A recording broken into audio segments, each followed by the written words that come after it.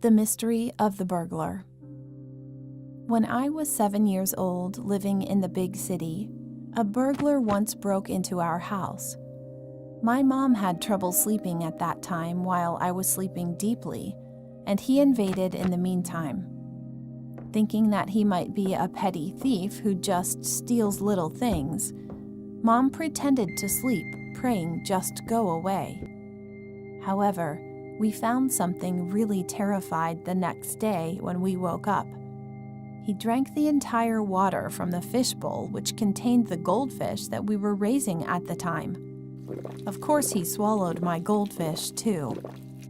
We felt uncomfortable since that day, and we ended up stopping raising fish. The Unknown Voice. This happened when I was very young. Almost every parent didn't buy a cell phone for their children at that time. And because of that, we used to yell outside, calling our friends names. I had one friend who had an exceptionally loud voice in our town. Let me call him A. Anyway, his voice was so loud that almost everyone in the neighborhood knew him. He used to call his friends B, C, and D's names every day around 2 p.m. and asked them to come out and play. But one day, the children's moms visited A's mom angrily. "Why does he come out late at night and keep calling our children's names recently? They are whining every night that they want to go out." Then A's mom replied with a puzzled look. "What? My kid never did that. I've never sent him out since when he gets back at home in the afternoon." The arguments between their moms got worse, and the whole village ended up knowing what's going on, and they eventually all took A's mom's side.